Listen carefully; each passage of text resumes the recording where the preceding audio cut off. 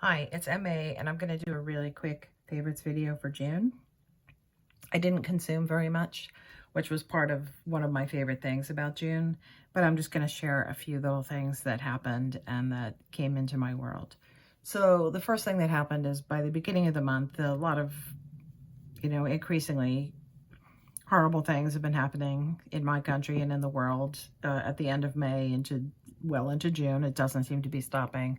At the beginning of June, I decided I needed to make an altar to joy, and not just my joy, but collective joy, hoping that whatever we're all going through, there can be some moments where we could find beauty and peace and hope and actual moments of true happiness. So I took all the, yellow and orange stones I had around, put them in a circle, kept a supply of, modest, not too fancy yellow flowers kicking around. And I had a vase of water that I had found on the internet through my Googling how to turn a regular tea light into a floating candle by just dripping wax over the wick tab, and then it will float. So I had that set up. I would play the last movement of Beethoven's Ninth Symphony, the Ode to Joy, at a pretty loud volume and just kind of meditate with that as a sound bath.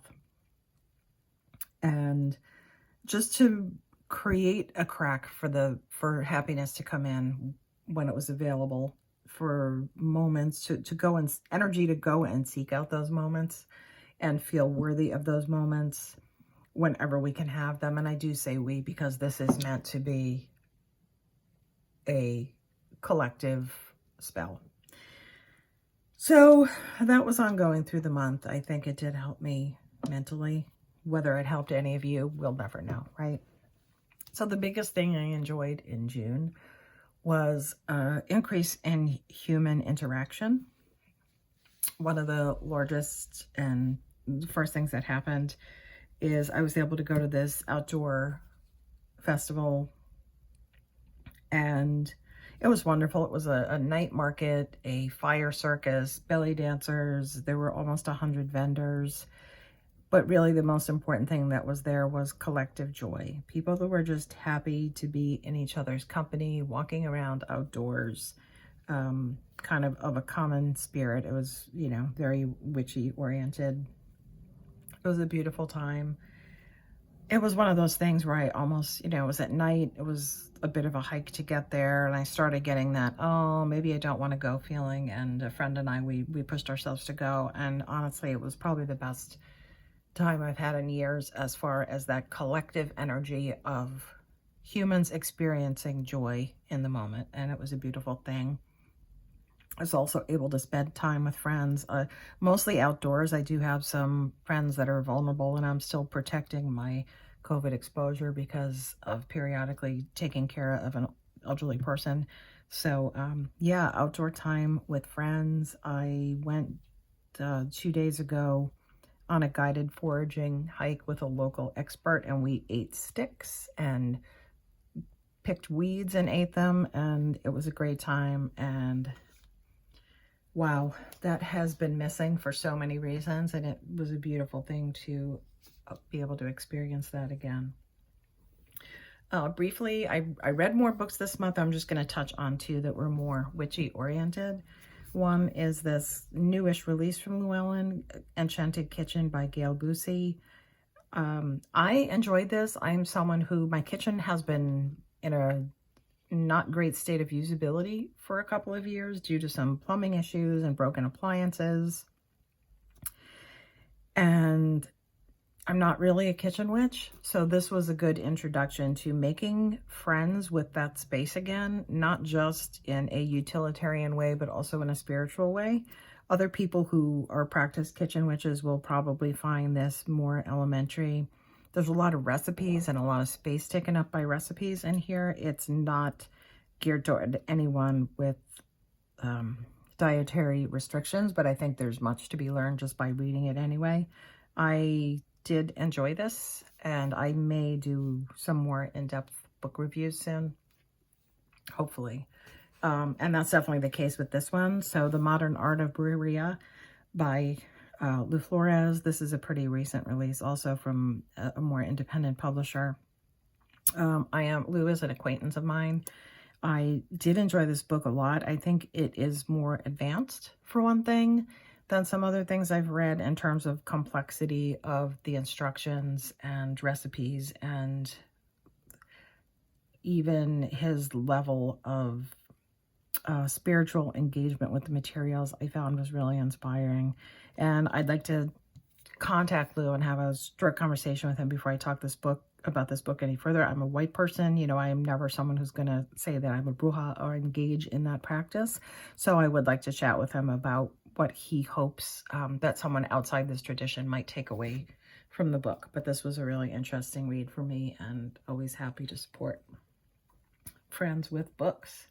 I'm kind of ceasing the deck accumulation, but I did have an exception. I actually paid for this at the end of May, and I had it on my wish list for many months. I considered it for a long time before I went ahead and did get it, and that's the Outgrow Yourself Oracle and Tarot. As soon as I started using it, and I'm not really using it as a tarot, I'm using it more as an oracle right now. I'm sure most of you have seen it, because I am certainly not on the cutting edge. But since the minors don't have titles, the cards were in order, and I made note of what the correspondences are before I shuffled the deck. But I've been using it as an oracle, and it's really resonating so much with me that I'm only pulling about a card a week. And I mentioned last month that a lot of times I'll pull out Witch's Wisdom or the Dark Goddess when I'm looking for guidance. So a lot of times what will happen now is I'll pull one card from here and I'll look at the, you know, the oracle message, like count your blessings, and I might look at that message and say, well, that's great, but I'm having a really rough time. I need some help. How can I go about that? How can I get better at that? And that's when I'll go pull one of those other decks and, you know, maybe pull out Dark Goddess and pull a card and say, well, who should be my guide? Whose example should I follow in this? And I think this is a deck that instantly feels very special to me. A lot of decks come in, they go on the shelf. This one went right on the altar, wrapped up on the altar, and I think it's a wonderful deck. Totally into it. Some small material goods that came into my life. So last month I talked about how much I love the incense from Sea Witch Botanicals. I also picked up one of their sprays. They call them scented veils. This was the Litha scent. I make sprays all the time, but there's something about theirs are just so strong and so potent. And this one has a bit of a bonfire-y scent to it, and they only use natural materials, so I don't know if that's coming from the frankincense or what, but it's kind of spicy with cloves and cinnamon, and I love spraying myself with this. I am really, really trying to embrace the spirit of summer. I don't do well in the heat, and I am trying to accept, I'm trying to at least accept summer and find the good in it. And so that's kind of a ceremonial spray for me. This is kind of another wacky thing, but as I'm visiting my mother a lot of times, she always wants me to take things from the house, and I always say, but I already have too much stuff, and we get into a little tug of war. And the last time I was there, I said, all right, Mom, I'm going into the candle stash. Now, this is someone who has not lit a candle in her home in the last 5 years. So I decided to open the cabinet where I know she would have, I thought I'd find like a half-burned Yankee candle and like maybe 2 votive candles. I found 2 sacks of candles, which I ended up sharing with a friend of mine, and I just thought that was really funny. But I found things like, you know, here's a taper candle from the Mars store, which has probably been out of business since 1980, 5 for $1, made in Hong Kong. I found these crazy colonial candle, floating candles from 1977. These Hummel candles, and again from the Colonial Candle of Cape Cod, these little twirly chime-sized candles. And I know I was in somebody's chat and we were talking about the habit of having something nice and saving it. And it was like, yeah, burn that candle, use that fancy purse, use the cloth napkins. And boy, this is certainly the case here. I mean, these candles have probably been sitting in a sideboard. I don't even know how long. Nantucket, yeah, I can't find the date on these, but I'll use them probably for these particular ones for ancestral work. But yeah, I had to share them with a friend of mine. There were probably 100 tea lights. It was crazy. Yeah, so the candle clean out.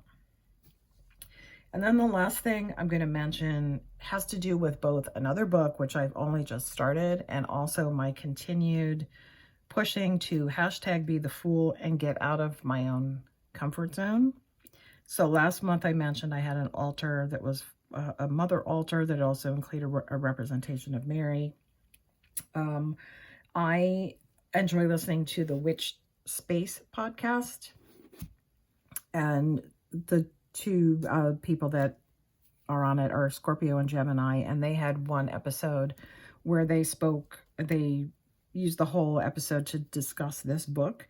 And they do a lot of book reviews, but the reason, a lot of what attracted me to ultimately pick up this book was their noting that the way this book is done is such a great example of how, if you're looking for a book that's on a deity or a specific practice, that this was a good example in terms of the layout of the book, the in-depthness of the book, you know, the citations and so many things about it. And I will say, oh, you can't see. So this is a Christopher Hughes book. I've only just started it. I cannot even tell you how much I appreciate a couple of things about it. First of all, there's a lot of Welsh in here. Not only is there a glossary, but there's also, the author has a YouTube channel that they use to make a video about the Welsh pronunciations. Also, at the very beginning, possibly the introduction, it's mentioned that this entity is available as an energy to people that want to approach it in that direction rather than as an embodied deity. And I'm probably getting that language wrong because this whole type of practice is 100 million miles beyond my comfort zone. So I really appreciate that about it. There's a guided meditation in an early chapter, which Christopher Hughes also recorded on YouTube so that you don't have to figure out how am I going to do a guided meditation off a printed book. That is wonderful. I've been kind of preparing myself to put the time aside to do that. And in the meantime, I've started an altar for Cerridwen with offerings and the whole thing. Again, going outside my comfort zone because, you know, my comfort zone hasn't been working out that great for me sometimes because time to be the fool again, right? So that's it. Short one, short favorites. You know, go candle hunting in your parents' stash or the Goodwill. I also found a lot of stuff at the type of thrift stores that have bags of stuff hanging off the wall for $3 or $4. I'm seeing on Etsy like vintage taper candles selling for $5 and $6 a piece, which seems nuts to me. You can get those at the thrift stores if you keep hunting. So I think that that's really fun.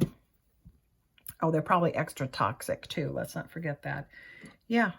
And that is it. I'll put links to any relevant stuff in the notes. Yes, that's what they're called, notes. And if you joined me, I thank you. Bye.